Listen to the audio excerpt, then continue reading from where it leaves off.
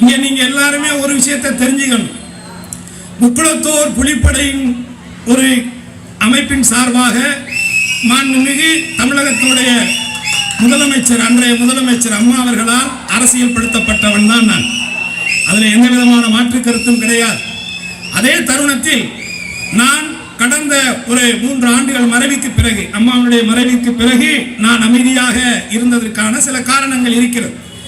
ஆனால் நானாகத்தான் மாண்புமிகு தளபதி அவர்கள் கடந்த 2024 பாராளுமன்ற தேர்தலிலே நானாக தன்னெழுச்சியாகத்தான் ஒட்டுமொத்த தமிழ்நாட்டிலே திராவிட முன்னேற்ற கழகத்தினுடைய சித்தாந்தங்கள் மட்டும்தான் தலை ஓங்கி நிற்க வேண்டும், இதிலே அந்நியர்களுக்கு இடமில்லை, இடம் கொடுக்க கூடாது என்கின்ற தமிழ்நாட்டின் மீது அக்கறையும் மொழியின் மீது அக்கறையும் இந்த இயக்கத்தின் மீது, இந்த இயக்கம் மட்டும்தான் அந்த சித்தாந்தத்திலே இருந்து எந்த காலகட்டத்திலும் தன்னை இடமாற்றம் செய்து கொள்ளாது என்ற நம்பிக்கையில் நானாகத்தான் தென் மாவட்டங்களிலே சென்று பாராளுமன்ற தேர்தலிலே என்னால் முடிந்தவரை மக்களிடத்திலே இந்த ஆட்சி செய்த நல்ல திட்டங்களையும் மத்திய ஒன்றிய அரசு செய்யக்கூடிய தவறான செயல்களை மக்களிடத்தில் எடுத்து சொல்லித்தான் நான் வாக்கு சேகரித்தேன்.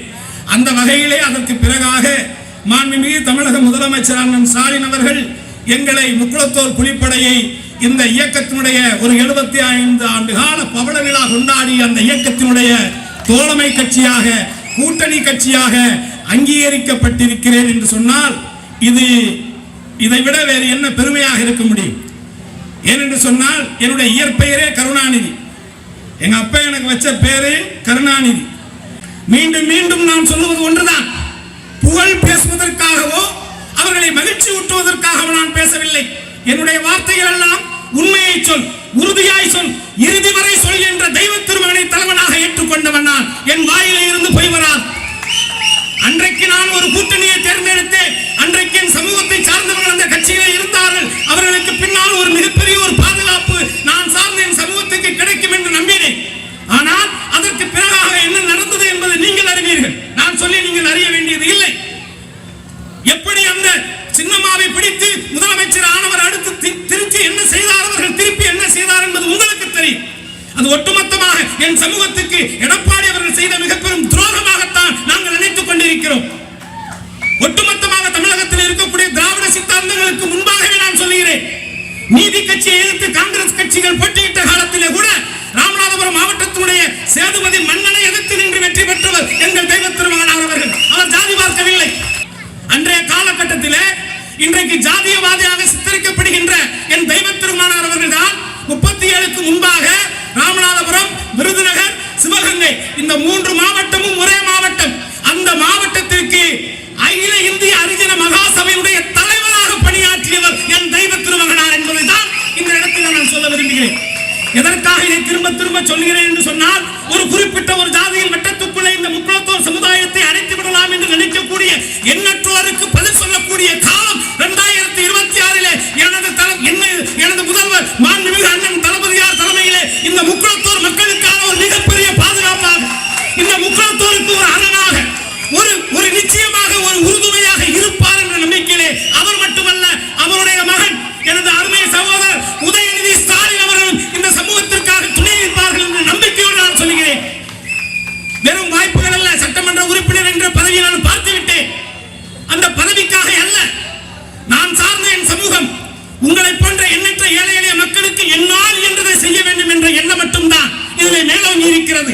முடிந்ததை செய்வோம், பிரதிபலி எதிர்பார்ப்பு இல்லாமல் செய்வோம். அதுதான் உண்மையான சேவை.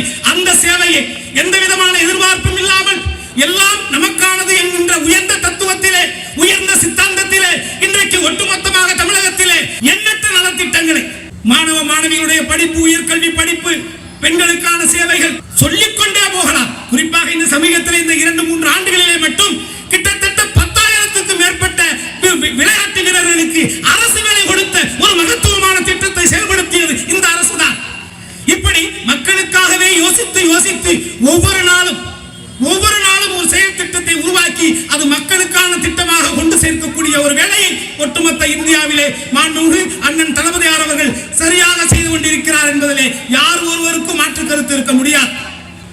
வேறு யார் இதுவரைக்கும் ஒட்டுமொத்த இந்தியாவே மாண்புமிகு தமிழக முதல்வரை உற்று நோக்குவதனுடைய நோக்கம் என்ன, காரணம் என்ன? செயல். இதைத்தான் நான் ஆரம்பத்திலே சொன்னேன்.